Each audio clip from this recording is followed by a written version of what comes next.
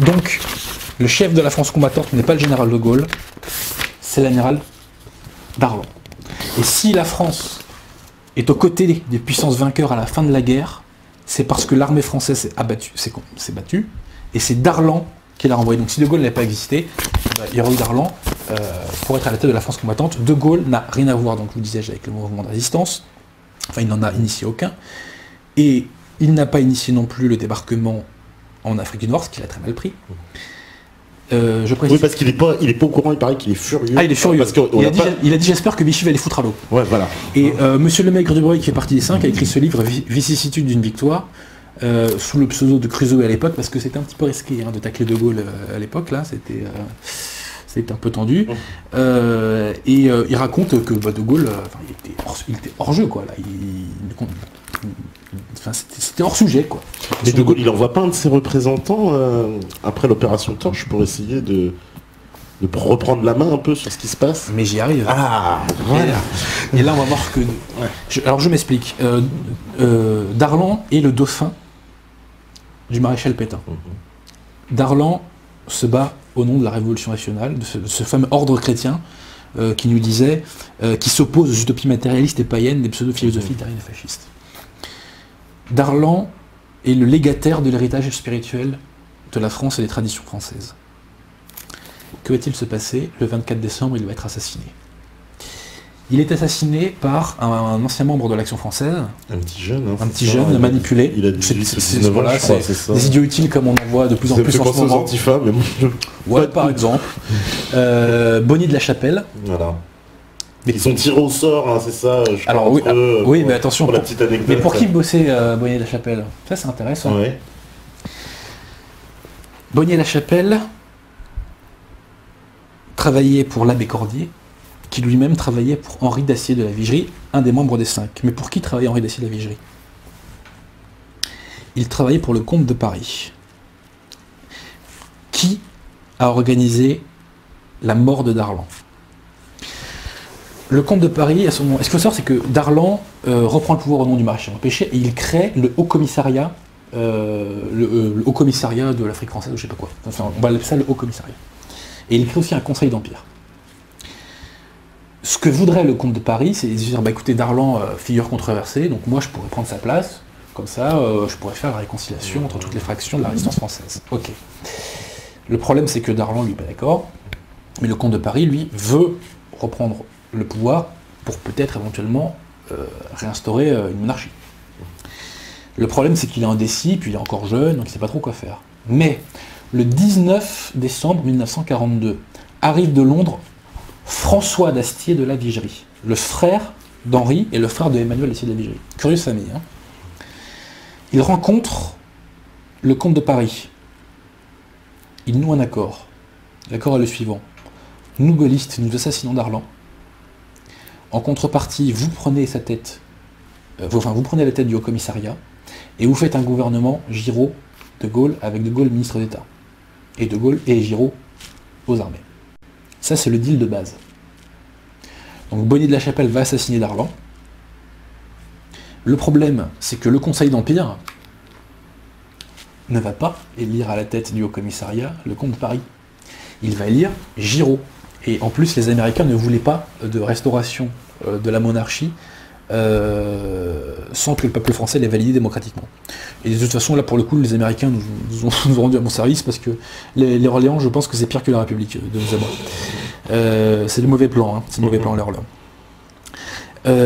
Donc voilà. Donc il y a une conspiration gaulo-monarchiste qui n'a pas marché comme on l'espérait. De Gaulle monarchiste de base, hein, royaliste de base. Tout à fait, sauf que De Gaulle, De Gaulle était un patriote français, mais il y a quelque chose qui l'aimait plus que la France, c'était sa personne. Et De Gaulle, quand il faisait le mal, avait une conscience totale du mal qu'il faisait. Totale. C'est pour ça qu'il est coupable. Il n'y a pas de péché sans conscience du péché, mais De Gaulle avait conscience des péchés qu'il commettait. C'est pour ça que je l'en veux beaucoup. Donc Giraud arrive à la tête du Haut-Commissariat. Et à ce moment-là, au titre des... les accords Giraud-Murphy rentrent en jeu. Mais alors là, De Gaulle est emmerdé, il dit merde, je me suis débarrassé de Darlan et maintenant il y a Giraud à la tête du Haut-Commissariat. Zut. Que faire? Alors, ce qu'il faut savoir, c'est que donc Giraud, à ce moment-là, s'entend pas trop mal avec les Américains. Et qu'au mois de janvier, du 14 janvier 1943, sont signés avec Roosevelt les accords d'Anfa.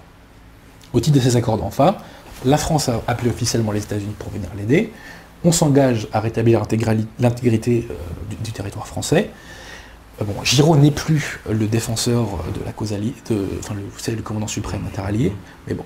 Mais la France est alliée des États-Unis, et Giraud officiellement, et je cite, je crois qu'il il a un droit, il a le devoir et le droit de défendre les intérêts de la France. Donc Giraud est le représentant officiel des intérêts de la France. Donc ça, c'est les accords d'Anfa. Donc ça consacre l'autorité de Giraud. Et là, De Gaulle et Churchill sont emmerdés. Ils sont emmerdés, puisque là, De Gaulle est complètement marginalisé. Que va-t-il se passer? Churchill va mettre la pression sur les Américains pour changer les accords d'Anfa. Et ça, c'est monsieur Lemaigre Dubreuil, qui nous l'explique très bien dans ce bouquin-là, et aussi Kenneth Pindar dans Le dilemme France-États-Unis nous l'explique très bien. Donc, Churchill va mettre la pression pour changer les accords d'Anfa, et De Gaulle, Giraud ne sera plus le défenseur des intérêts de la France, mais il ne sera plus que le gérant des intérêts de la France en Afrique du Nord. Ça change absolument tout. Et ça change le fait que la France, à ce moment-là, perd l'autorité. Comment vous dire? La France va être exclue des réunions interalliées, puisqu'elle n'a plus de représentant officiel pour défendre ses intérêts. Donc si nous avons été exclus de 43-45 des conférences de Téhéran, Potsdam, etc., c'est à cause de Gaulle et Churchill. D'accord. Alors parce qu'on nous a toujours dit, c'est parce que Roosevelt il n'aimait pas De Gaulle, hein, il disait bon bah de ce Français-là, c'est parce que les Français ne méritent pas d'être à notre table. C'est parce que le siège qui avait été fait pour Giraud et donc pour la France a été détruit par Churchill et par De Gaulle. De Gaulle aime la France, il l'a défendue, mais avant de défendre la France, il défendait De Gaulle. Et pour défendre De Gaulle, il fallait rabaisser la France et il acceptait le rabaissement de la France. Donc si la France a été absente des réunions interalliées, c'est parce que De Gaulle a saboté les accords d'Anfa. Et les Américains étaient ravis. Ils étaient ravis. Puisque on vous donne une part du gâteau, vous la refusez. Oui, c'est un peu ça. Pas de problème, les Américains. On va reprendre. Ouais. Bah bien sûr. Donc voilà, donc Giraud d'ailleurs, qui a été très naïf, a validé ça. Il n'a pas compris la portée de son acte quand il a validé cette modification des accords d'Anfa. Mais le sabordage des accords d'Anfa, c'est absolument capital pour comprendre le rôle nocif joué par De Gaulle, pour comprendre que De Gaulle a rabaissé les intérêts de la France en 1943 en l'empêchant de figurer aux côtés des Alliés dans les réunions interalliées. Louis Rougier, ce fameux Louis Rougier qui a fait les accords avec Churchill dans La France jacobine, explique très bien aussi la façon dont les accords d'Anfa ont été sabotés. Je précise aussi que les accords d'Anfa prévoyait le réarmement de la France, des armées françaises. De Gaulle, plus tard, n'a jamais, entre guillemets, réactivé ces accords. Il n'a pas voulu refaire l'armée française, parce qu'il pensait que l'armée française serait un rival pour son accession, pour son accession au pouvoir. Ça se paye dans l'au-delà, ça, je pense. Donc ensuite, nous sommes au mois de février 1943. Un conseiller de Giraud va lui conseiller, pardon pour la répétition, de se rallier à la thèse gaulliste. Et Giraud va rompre avec Vichy à ce moment-là, en mars 1943, par une déclaration dans laquelle il dit que le peuple français n'est plus libre depuis le 23 juin 1940, etc. Et De Gaulle, je cite, dit que Giraud a fait un progrès dans sa doctrine. Je ne vous dis pas encore le nom de ce conseiller, parce qu'on va le revoir plus tard. Giraud est un peu naïf, mais c'est un homme de bonne foi, et il va essayer de se rallier à De Gaulle. Et donc, Giraud et De Gaulle vont trouver un accord pour former le Comité français de la libération nationale, dans lequel il y aurait 3 voix pour Giraud, 3 voix pour De Gaulle. Donc c'est Giraud, son fameux conseiller, plus une autre personne, et c'est De Gaulle plus 2 autres personnes, 3 contre 3. Nous sommes au mois de juin 1943. Première réunion du Comité de libération nationale. De Gaulle s'énerve. Il dit c'est scandaleux, je veux qu'un tel, j'ai oublié son nom, est-ce que je l'ai, il dit que je veux qu'un tel, qui est un de mes hommes, intègre le Comité de libération nationale, qui lui permettrait d'avoir la majorité. Giraud dit, ah non mais attendez, on s'est mis d'accord, ça fait des mois qu'on négocie, qu'on n'arrive pas à se mettre d'accord, qu'on a la risée du monde parce qu'on se fait la guerre entre nous, alors qu'on est censé être ensemble. non, c'est pas possible. Donc on va mettre cette décision au vote. 3 contre 3, normalement on doit s'annuler. Seulement, le fameux conseiller de Giraud va voter en faveur de l'entrée du gaulliste supplémentaire. Giraud va être trahi par un de ses conseillers. Est-ce que je suis clair là? Et donc le conseil va rentrer et De Gaulle à ce moment-là va prendre la majorité et il va devenir le chef de la France combattante. Qui est cette personne qui a trahi Giraud pour De Gaulle, en votant pour De Gaulle? Qui est cette personne? Tu la connais, hein? Ah, c'est quelqu'un qu'on revoit après. Tu la connais. C'est quelqu'un qu'on revoit après, c'est le moins qu'on puisse dire. Méga quiz. Qui est la personne qui a permis à De Gaulle, qui a trahi Giraud et qui lui a permis de prendre la majorité au Comité de Libération Nationale? C'est pas Chaban-Delmas. Pas du tout. C'est un des plus grands traîtres de l'histoire de France. Un des plus grands traîtres de l'histoire de France. Un apatride. Ah, apatride. Jean Monnet. Jean Monnet. C'est Jean Monnet. Charles de Gaulle doit sa carrière, entre guillemets, à Jean Monnet. C'est grâce à la trahison de Jean Monnet que De Gaulle prend le pouvoir, prend la majorité des voix au Comité de Libération. Et De Gaulle, petit à petit, va pouvoir marginaliser Giraud. Mais il fait pas... Alors, s'il fait ça avec Jean Monnet, c'est pas pour faire un deal pour après la guerre, se dire avec les Américains, parce qu'il était question de faire un gouvernement provisoire avec Jean Monnet après la guerre, et que Jean Monnet devait être même président du Conseil ou quelque chose comme ça. Alors ça, je n'étais pas au courant que Monnet devait être président du Conseil. En tout cas... Enfin, qu'il avait un plan B avec les Américains. En tout cas, Monnet... Ça confirme. Monnet... Enfin, De Gaulle, tout à Monnet, hein. Ça c'est clair et net. Hein. C'est grâce à Jean Monnet que De Gaulle a pu marginaliser Giraud. Par la suite, en novembre 1943, De Gaulle dit à Giraud, vous êtes le chef militaire. Alors j'oubliais, pardon. Pendant toute cette année 1943, on n'en parle jamais, il y a la campagne de Tunisie, pendant laquelle l'armée française combat donc aux côtés des alliés, l'armée de Rommel. Et l'armée française va laver en partie l'affront, en partie seulement, de 1940. Et cette armée, je le répète, hein, je m'attraque, faite par Végan à la demande de Pétain, relancée dans la guerre par l'amiral Darlan, avec l'approbation par télégramme secret, sur idée de l'amiral Offand, par le maréchal Pétain. Voilà. Donc Giraud, qui est à la tête de cette armée, va être marginalisé progressivement. De Gaulle va lui demander de quitter le Comité de Libération, parce qu'on ne peut pas soi-disant officiellement être à la fois civil et militaire. Mais oh, c'est lui, ça ne l'a pas dérangé pour son cas. Oui. Enfin, on ne peut pas à la fois avoir le pouvoir, pardon, on peut pas avoir le pouvoir. On ne peut pas avoir le pouvoir politique et militaire à la fois, donc vous partez.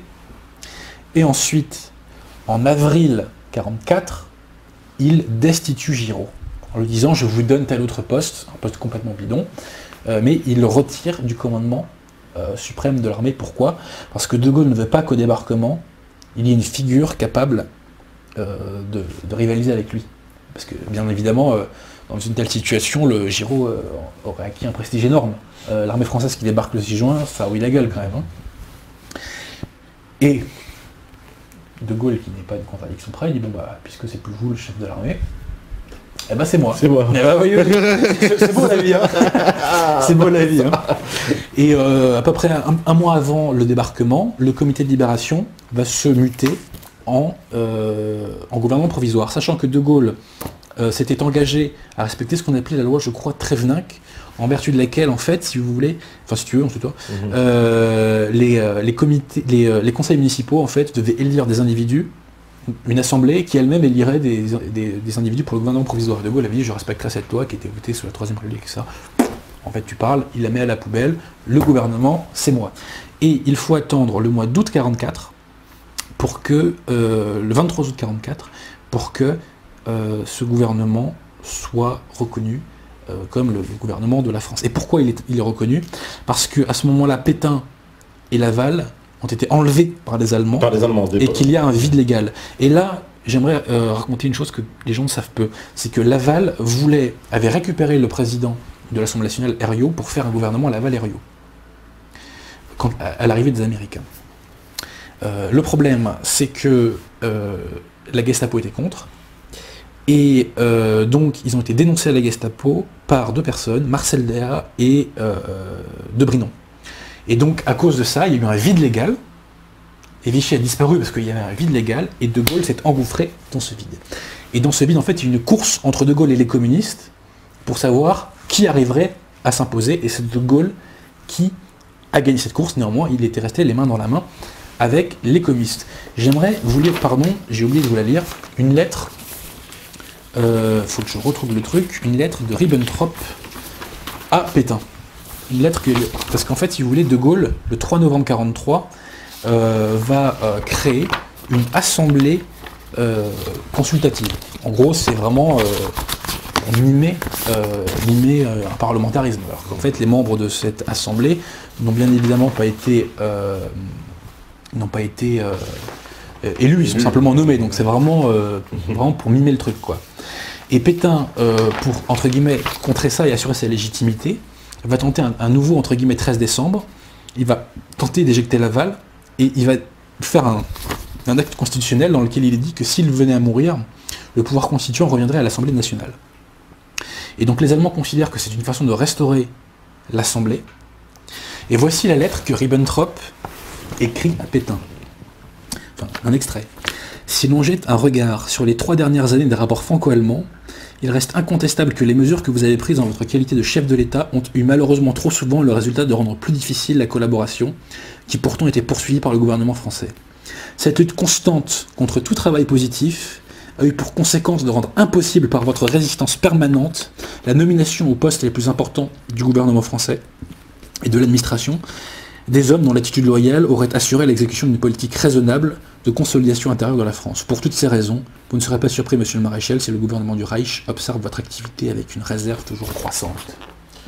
C'est-à-dire que, en fait, les nazis sont en train de dire vous êtes trop résistants, ça fait 3 ans que vous nous faites chier parce que vous avez tout fait pour nous sabonner la planche.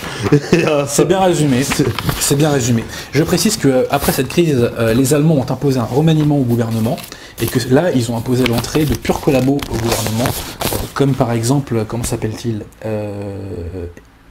Henriot et Darnan. C'est vrai que le cas Darnan est compliqué, parce que Darnan a failli rentrer dans la résistance. Et oui, mais voilà. Il y a plein de trucs dont j'ai pas pu parler ce soir. J'ai pas pu parler du service du travail obligatoire, j'ai pas pu parler du cas Laval, j'ai pas pu parler de la milice. Il y a plein de trucs, il y a tellement à dire. Mais voilà, donc... Et donc De Gaulle, parce qu'en fait finalement, c'est ce que tu es en train de pour arriver, parce que je comprends que ça veut dire qu'en fait il a fait un coup d'état quelque part, c'est ça, il a fait un coup d'état. Il a fait un coup d'état et en plus il s'accapare des lauriers qui ne sont pas à lui finalement. Exactement. Il reprend le commandement d'une armée qu'il n'a pas créée, en fait la résistance a été initiée par un Pétain et en fait on a De Gaulle qui arrive qui ramasse les marrons du feu. Initiée par Pétain, non. Disons que Pétain a soutenu. Voilà, il a soutenu la résistance, mais De Gaulle n'a initié aucun grand mouvement. Pétain a soutenu certains mouvements de résistance, il en a combattu d'autres, il faut le dire, qui n'avaient de résistants que le nom. Pétain avait une diplomatie de combat contre l'Axe qui lui a permis de jeter l'Axe contre la Russie. Pétain a remis en place une armée capable de combattre contre les Boches, qui est repartie au combat. Je ne cesse de me répéter, mais ça fait bien. Non, mais il faut marteler pour que ça arrive dans le crâne des gens. Voilà, donc De Gaulle, en fait, effectivement, est un pur usurpateur. Et je n'ai pas rapporté là le livre de Henri de Kérillis qui s'appelle De Gaulle dictateur, mais il a une citation où il résume parfaitement la situation. Sachant que Kérillis a déchanté sur les cas de Gaulle alors qu'il était initialement gaulliste. Pourquoi? Parce qu'en 1943, quand l'armée française repart au combat, Kérillis se dit bah De Gaulle, il est général, donc il va demander un commandement et il va les se battre. De Gaulle ne l'a jamais fait. De Gaulle n'a joué aucun rôle militaire. C'est un politique en fait. C'est un politique. C'était un politique déguisé en militaire. D'ailleurs, De Gaulle n'aimait pas l'armée, en vérité. Il a épuré autant qu'il l'a pu. Et si l'on en croit Henri de Kérillis, il a envoyé l'armée française en Italie, combattre en Italie en 1943, pour la réduire en termes de vie humaine. Puisque concrètement, il y en a qui vont se faire buter, donc moi j'aurais moins de concurrents. J'espère qu'Henri de Kérillis se trompe, parce que sinon je me fais du souci pour le salut de l'âme du général de Gaulle. Mais le principal crime du général de Gaulle, j'en ai pas encore parlé. En 1944, il arrive à être le maître de la France. Il aurait pu à ce moment-là s'entendre avec Pétain. Pétain avait envoyé le fameux amiral Lefant lui proposer une transmission des pouvoirs. Donc en gros, Pétain m'a délégué sa légitimité et moi, amiral Lefant, je vous la rends. De Gaulle refuse. Et De Gaulle donc, aurait pu à ce moment-là reprendre le flambeau de la Révolution nationale, il aurait pu reprendre le flambeau de l'héritage culturel et spirituel de la France, qui revenait sur la Révolution française, parce que Pétain voulait faire une république anti-jacobine, il voulait faire une république corporative et familiale. J'ai pas le temps de développer, c'est dommage. Une fois peut-être. Ouais. De Gaulle aurait pu valider ça, mais qu'est-ce qu'il choisit? il choisit les cocos. Il choisit l'anti-France, il choisit la gauche. La droite s'est faite liquider en 1944. Pourquoi? Que s'est-il passé en 1944? Bah, les Américains arrivent en juin. Il s'est passé un truc dont on ne parle jamais. L'épuration. Après, justement, l'épuration. Ouais. De Gaulle laisse faire les cocos, il laisse faire la fameuse épuration, qui se traduit en gros entre 40 et 100 000 morts. 40 et 100 000 morts, ça c'est l'épuration sauvage. C'est pas des collabos qui sont fait buter pendant l'épuration, bien sûr, on a pu en trouver... Il y a la vengeance aussi, c'est quoi alors? C'est parce que on a voulu liquider une classe sociale, on a voulu liquider les notables de droite. Les communistes voulaient faire une révolution sociale et politique. Donc ils en ont profité pour liquider la vraie droite. Je parle pas de Juppé, oui. Je parle pas de Sarko, l'américain. Je parle de la vraie droite, la droite Léon Daudet, Chateaubriand, et j'en passe. Bref. Donc les communistes ont fait cette épuration, à peu près 1 million de personnes mises en prison, l'épuration légale condamne 10 000 personnes à mort, et il y a eu, ce qui est très intéressant, c'est qu'à cette époque, on a inventé le concept d'indignité nationale, oui. Qui en gros vous empêchait de bosser et compagnie. La diabolisation d'aujourd'hui, l'ostracisme social par diabolisation, c'est la fille de l'indignité nationale. Cette saloperie de diabolisation inventée par la gauche, c'est la fille de l'indignité nationale. Donc De Gaulle avait le choix entre la France et l'anti-France. De Gaulle avait le choix entre l'héritage spirituel de la France et la République des Lumières, de la gauche, des cocos. Il a choisi la République des Lumières pour asseoir sa légitimité.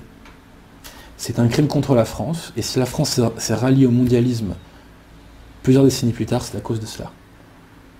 Et ça, c'est De Gaulle a fait perdre un siècle à la France. Parce que la situation dans laquelle on est là, on va s'en sortir parce que l'instinct de survie nous y poussera. Mais De Gaulle a rétabli les Lumières que Pétain avait éteint. Pétain les avait mis à l'amende, il avait mis l'amende de la franc-maçonnerie d'ailleurs, petite parenthèse. Oui, c'est vrai. Oui. Ce que c'est sympatoche. Et De Gaulle avait le choix donc entre ça et la barbarie communiste, et il a choisi ça. On me dit, je ne suis pas d'accord avec Adrien Abosi, De Gaulle était un spécialiste de l'armée de terre en stratégie par les tanks. Non, c'est alors, parce que ça, c'est le grand mythe qu'il aurait que Hitler se sera inspiré du livre de Gaulle. Bien sûr, ouais. Parce qu'il parlerait d'une guerre mécanisée. Non, c'est parce que De Gaulle a fait un truc sur un livre qui s'appelle L'armée de métier, mais c'est que De Gaulle a eu quelques commandes. Il a eu une très très belle division pendant la guerre, et on a raconté que c'était le seul général qui avait eu une victoire. Enfin, c'est pas vrai. Non, mais ça, c'est ce qu'on appelle une idée reçue, cher monsieur, et il faut aller vérifier. Quand on a une affirmation, là je fais mon avocat, Moi, vous savez, quand la partie adverse m'oppose un argument, je vérifie quoi. Je vérifie si ce qu'il dit est vrai. Vérifiez. Et tout ce que j'ai dit moi, ce soir, vérifiez-le. Vérifiez-le. Voilà, parce que ça c'est un lieu commun, c'est vrai que nous aussi on a appris à l'histoire que dans l'histoire que De Gaulle aurait écrit ce livre dans les années 20 où il critiquerait l'état de l'armée, les années 30, pardon, il critiquerait l'état de l'armée française, il préconiserait une armée mécanisée, etc. et que Hitler aurait suivi ces conseils-là. Ça c'est un peu la légende quand même, maintenant je m'aperçois avec le temps. L'Amérique a été découverte en 1935. On me dit, voilà, De Gaulle, inventeur du Blitzkrieg, en fait, oui, c'est... N'importe quoi. De Gaulle n'a pas inventé les stratégies militaires à ce point. Non. D'accord. Voilà. Voilà, il y en a d'autres qui disent au contraire, on y voit un peu plus clair. Merci Adrien Abosi. Pourquoi la Vichy a livré la Tunisie à l'Allemagne? Elle n'a pas livré la Tunisie à l'Allemagne. C'est plus compliqué que ça. C'est qu'en fait, la Tunisie était tenue par l'amiral Esteva, en fait, et il y a eu des quiproquos avec la fameuse histoire de Noguès qui était nommé, rappelle-toi. Voilà. Et Noguès n'a pas eu le temps, en fait, si vous voulez. En fait, c'est que l'Axe s'est rué trop rapidement sur la Tunisie. Et Esteva n'a pas eu le temps de se rallier à Darlan. Voilà. C'est très compliqué l'histoire de la Tunisie. D'accord. Attends, je regarde un petit peu, parce qu'il y a des questions comme ça, on va passer peut-être 10 minutes à répondre aux questions, un petit quart d'heure, on avait dit. Je plaide demain. Voilà, bon, on me dit, je me pose une question fondamentale. Est-ce que vraiment De Gaulle a préservé notre souveraineté en protégeant notre or? Parce que tu sais, après, on sait qu'il a protégé l'or, non? C'est faux tout ça? Alors, non, mais attendez, ça c'est autre chose. Moi, je parle qu'il était président. Je parle du De Gaulle 40-44, l'or de France, si je dis pas de bêtises, mais ça a vérifié, je suis pas sûr de moi 100%. Je crois qu'on l'avait envoyé aux Antilles, mais je suis pas sûr. Là je suis pas sûr. D'accord. Mais que De Gaulle ait pu rendre des services après, c'est très bien. Mais De Gaulle a combattu contre les conséquences du mondialisme. Mais il a rétabli la cause du mondialisme qui est la lumière. L'héritage spirituel de la France est incompatible avec le mondialisme. Et si la France, les élites françaises se sont données au mondialisme dans les décennies qui suivent, c'est parce que De Gaulle a rétabli les Lumières en 1944. C'est un crime contre l'âme de la France, et De Gaulle le savait très bien. Et il l'a fait pour sa propre gloire, c'est ça? Oui, bien sûr. Devant, en fait, il a fait passer l'intérêt national derrière. Ah oui, c'est quand même dur pour une icône de... C'est quand même dur. Attendez, je vais voir si je retrouve j'ai oublié de vous citer un D'ailleurs, petit truc. juste petite question pour attendre. De Gaulle n'était pas général non plus, semble-t-il. En fait, il était nommé général à titre temporaire. Et comme il refusait de revenir, il y a eu un échange de télégrammes entre le ministre de la Guerre de l'époque, Colson, et De Gaulle entre le 18 et le 21 juin, et comme il refusait de revenir, mais enfin, d'ailleurs, il dit qu'il va revenir le 21 juin par télégramme, et comme il a refusé de le faire, et bien le président de la République, dans un document contresigné par le président de la République, il a été remis colonel, quoi. J'aimerais vous faire une dernière citation.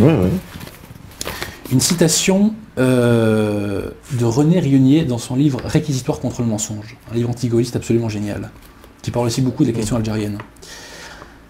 Il nous est arrivé de nous demander au cours de notre travail comment un être normal peut, sans avoir honte de lui-même, s'abaisser à mentir, à tromper, à trahir, à mystifier des hommes, français ou musulmans, qui de bonne foi se sont confiés et dévoués à lui. Nous n'avons pu formuler qu'une réponse, et ce n'est pas la lecture de son œuvre de jeunesse qui l'infirmera. Pour Charles de Gaulle, les hommes, les peuples, les vivants et les morts, les souffrances, le sol, le foyer, la légalité, l'illégalité, la fidélité, la fausseté, ne sont que des pions qu'il déplace sur l'échiquier où se joue sa propre grandeur et sa légende.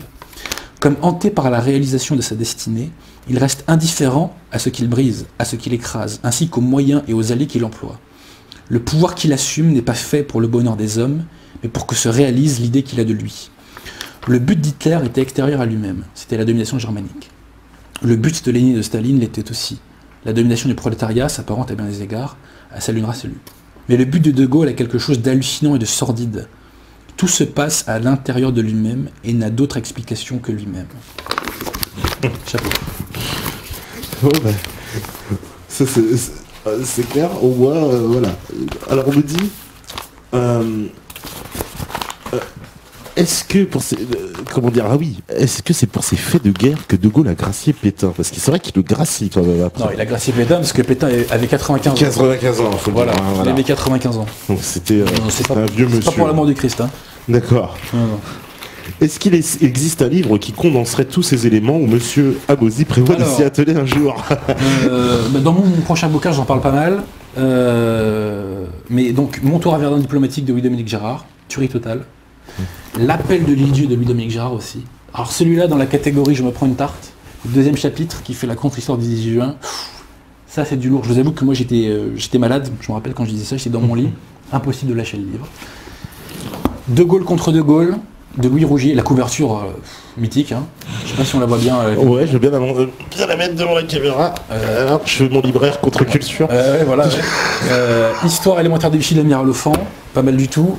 Tous les bouquins de Louis Rougier, et j'ai oublié de citer Jacques Izorni, l'avocat de Pétain. Il faut savoir que Izorni, pendant la guerre, défendait les communistes. Et à la Libération, il défendait les prétendus collabos ou véritables collabos. Voilà, donc c'était un avocat, il a fait un travail très sérieux sur Pétain. Les bouquins de Jacques Izorni sont vachement synthétisés, je les ai pas sous les mains là, c'est pas grave. Voilà, mais sinon, l'homme à découvrir, c'est Louis-Dominique Gérard. Ça, vraiment, Gérard, d'accord. Ça a changé ma vie. Hein. Ça, vraiment, dans la catégorie débranchage de la matrice, c'est lourd, hein, c'est du lourd. Les bouquins de Jean-Raymond Tournou sont pas mal aussi. C'est un résistant, c'est très facile à lire, il y a plein de citations. On peut lire donc Pétain et la France, et aussi il y en a un autre qui est pas mal, qui s'appelle Pétain et De Gaulle. Voilà. On me dit, alors aussi, je lis vos questions, chers amis. Est-il possible que la dissidence produise des documentaires de grande envergure, thème par thème, afin de rétablir la véritable connaissance? Oui, c'est quoi la dissidence? Voilà, faudrait définir qui. Ouais, c'est quoi la dissidence? Si c'est Laurent Louis, bon, il y a peu de choses. J'ai rien compris, mais bon. On me dit, tu parles pas trop du Parti communiste. Un petit peu quand même, t'as parlé de l'Alliance communiste. J'ai pas eu le temps de beaucoup en parler, c'est vrai, mais j'en parlais, ce sont des pourritures. La gauche, c'est l'anti-France, c'est l'anti-socialisme. On a vu De Gaulle quand même toute sa carrière faire quand même alliance avec les communistes de nombreuses fois. Mais est-ce qu'il y a quand même à un moment donné, il n'a pas un peu fait, on va dire, alliance avec les communistes pour sauver la France. Je pense, je me fais l'avocat du diable, je pense entre autres au vote contre l'armée européenne de défense qui fait échouer avec le vote communiste. Ouais, enfin bon, attends, on va être sérieux là. Alors, sincèrement, moi je m'en tape de la ce qu'il faut comprendre, c'est que pourquoi Churchill a soutenu De Gaulle? oui. C'est parce que les anglo-saxons voulaient deux choses de la France après la guerre. Un, qu'elle accepte de faire une fédération occidentale européenne pour faire contrepoids à la Russie, voire avec d'autres arrière-pensées mondialistes en ce qui concerne l'oligarchie anglo-américaine, pardon. Et deuxième chose, elle voulait qu'il liquide l'empire colonial français, et en particulier le Sahara. Parce que le Sahara, c'était du pétrole. Et on ne voulait pas que la France ait ce turbo-nucléaire qui est le Sahara. Donc quand on me dit De Gaulle a sauvé notre or, franchement, donne-leur aux Américains, et on garde le Sahara. Hein. Sincèrement, le Sahara, ça rapporte à l'Algérie actuellement, alors que ça n'avait jamais été algérien, hein, ça rapporte des dizaines de milliards d'euros par an. En larguant le Sahara, De Gaulle a commis un crime contre les intérêts de la France. Mais là, on sort de notre période. Parce qu'il y a deux périodes, toi justement, tu penses que De Gaulle, on peut le diviser en deux périodes, c'est vraiment la période, je pense que De Gaulle a dû être torturé beaucoup par sa conscience. Ouais. Mais pourquoi il quitte le gouvernement provisoire? Parce qu'il n'est pas resté très longtemps finalement. Alors très intéressant, il quitte le gouvernement provisoire parce que le parlementarisme se remet en place malgré lui. Et en fait, De Gaulle avait, l'Assemblée de l'époque avait redonné un mandat à De Gaulle pour tant de mois. Il savait qu'à l'issue de ce mandat, il aurait plus les manettes et il voulait mettre en place, si tu veux, une république présidentialiste. Le problème, c'est qu'on a mis en place cette fameuse 4ème République et que les partis de gauche de l'époque n'étaient pas favorables à cette présidentialisation de la République. Et donc on était revenu. La 4ème République, c'est presque un copier-coller en termes d'institution de la 3ème, en vérité. Hein. C'est-à-dire gouvernement super instable. Voilà. Et donc il n'y a pas de place pour un homme comme De Gaulle. De Gaulle l'a compris et donc il est parti. Et c'est pour ça qu'il revient en 58, voilà. Finalement. Donc il y a 12 ans de traversée du désert. Et tu confirmes donc quand il revient en 58, parce que ça... Il fait ce que les Américains lui demandent. Voilà, il revient avec l'appui américain, parce que les Américains veulent que la France conserve l'Algérie. C'est-à-dire que... Alors c'est quoi? Alors c'est plus compliqué, c'est pourquoi les Américains le sollicitent pour revenir, en fait. Pour liquider l'Algérie. Pour liquider l'Algérie? Mais bien sûr que oui. Bien sûr que oui. C'est tout l'inverse. Mais tout le monde voulait liquider l'Algérie. Dans l'histoire, on a toujours dit, il vient parce que justement ils doivent conserver l'Algérie, qui fait un pied aux Américains parce que justement ils donnent. Non, les Américains étaient ravis. D'ailleurs, les États-Unis et le RSS à l'époque sont favorables parce que la France dégage du Sahara. Hein. D'accord. Ils étaient ravis. De Gaulle a fait ce que les Anglo-Saxons attendaient de lui. Après qu'il fasse un discours à Phnom Penh pour dénoncer la guerre d'Irak, je m'en fous, c'est des mots. Ce sont des mots. Les intérêts de la France ne sont pas défendus par des mots, ils sont défendus par des actes. Mais ceci étant, De Gaulle a fait des choses positives aussi. Mais De Gaulle a lutté contre les conséquences d'une cause qu'il a rétablie. Je répète que le crime du général De Gaulle, c'est d'avoir rétabli la République des Lumières, qui est l'anti-France. J'ai pas le temps de développer. Et en plus, mon cerveau, il fonctionne moyennement à cette heure-là. Mais si De Gaulle a pu faire des choses bonnes lorsqu'il était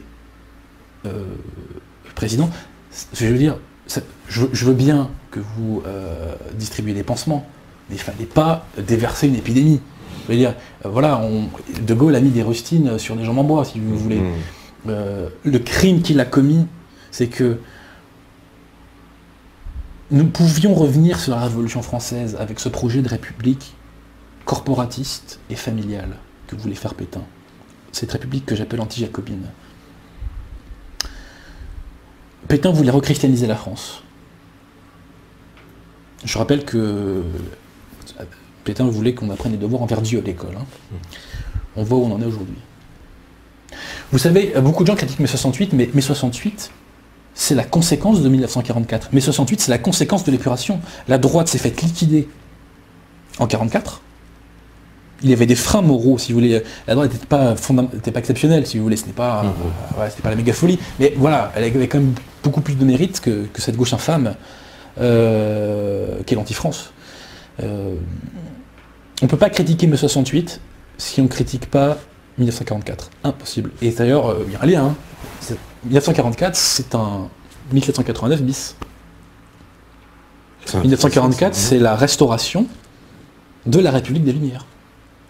Et ça, c'est un crime capitale contre l'âme de la France, puisque c'est le piège à loup qui rabaisse la France depuis 200 ans, et De Gaulle l'a reconstitué, ce piège à loup. Mais ça mérite une émission. Je pense qu'on pourra en refaire de toute façon, parce que vous tous vous me dites ouais, c'était super intéressant. En tout cas, merci Adrien, vraiment une émission. Y a pas de quoi. Une émission hyper intéressante. Je remercie Méta TV parce que sincèrement, ce que j'ai dit là, à ma connaissance, ça n'a pas été dit depuis des décennies. Ouais, et il faut que la France comprenne ce qui s'est passé à cette époque-là et qu'elle n'a pas été cette saloperie que le système lui dit qu'elle est. La France vaut mieux que ce que le système dit d'elle.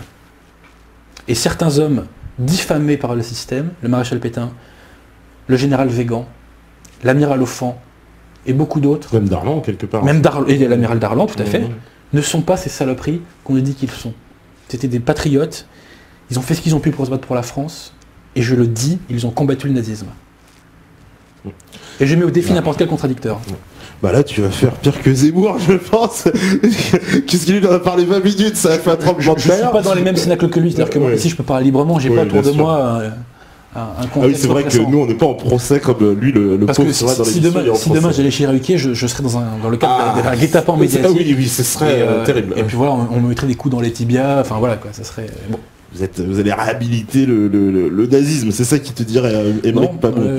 Émeric Caron. En tout cas, merci. Nous, de toute façon, on te reverra. Je souhaite toutes mes condoléances. Enfin, je fais toutes mes condoléances au cerveau d'Émeric Caron. Et Émeric Caron, ouais, moi aussi. Ça lui fera plaisir. Et puis, on passe le bonjour à Éric Zemmour. D'ailleurs, s'il regarde, sait-on jamais cette émission, il sera le bienvenu ici, avec grand plaisir, pour venir nous parler de son livre, parce qu'on a plein de questions à lui poser. En tout cas, merci beaucoup. Zemmour fait beaucoup de bien.